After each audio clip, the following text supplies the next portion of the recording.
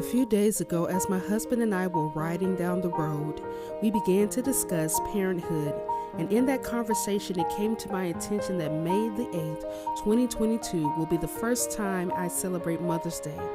I've participated in Mother's Day festivities over the years as people try to justify why I should be celebrated as a mother. I guess they just wanted me to feel included.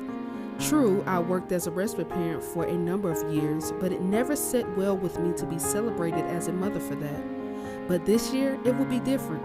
I will have my sunshine in my arms, and I will be his, and he will be forever mine. As I begin to think about motherhood, I often wonder, what kind of mother will I be? And what are the core values I want to teach my son? Because after all, one day, he will be someone's husband and father. Both my husband and I come from a single parent upbringing, him a single mother and me a single father. Growing up, I never had a healthy relationship with my mother. My parents divorced when I was around 10 years old. My mother quickly remarried, and from there I went on to live with my dad 90% of the time. Growing up, going through womanhood without my mother in the picture was hard. I felt so uncomfortable about my own femininity and who I was supposed to be as a woman. I often felt rejected by my mother, so much so I adopted the phrase that when my mother divorced my dad, she divorced me also. Whenever I saw my friends with their mothers and how well they got along, I would go home and cry in my pillow, wishing for that kind of relationship with my mother. My dad was the best daddy a little girl can ask for, but the void of not having a healthy relationship with my mother was deeply felt. Going through this journey, this pregnancy with this void has caused a great deal of inward tension, and this is why I'm doing the work to heal. As I step into motherhood, I am also doing the work to heal my own mother wounds.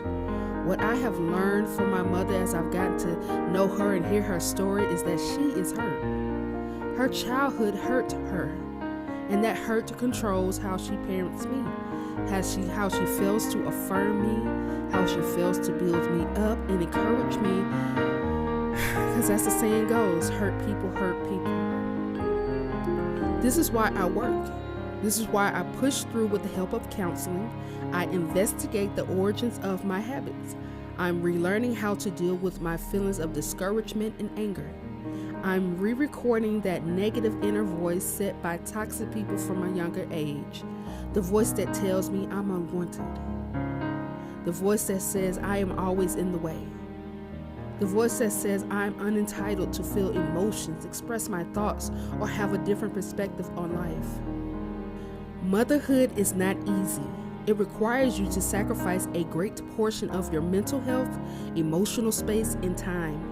With that in mind, I will forever love and respect my mother for having me, for pushing through her own pain, for fighting to find happiness for herself. Seeing her evolution as a parent has been inspiring to witness. When we are kids, we don't see the silent battles our parents are going through every day, while paying bills, going to work, and carrying our emotional loads as children. Coming to this understanding has brought about a great deal of healing for me, and has turned my eyes from looking upon my mother with anger to now empathy and compassion. Our children do not come with an instruction manual. However, I will do my best to listen and understand, to guide this little gift from God. Pray over my child every day as I have done since the beginning of this journey, to love him well and hope that when I send him out into this world at 18 or so, he will remember his name, Justice Emmanuel Travis Jackson. Justice meaning upright, just. Emmanuel meaning God with us. Travis, the name of his father, to know that he takes a piece of him wherever he goes, and his surname Jackson, so that he will always remember that this is so much more bigger than him.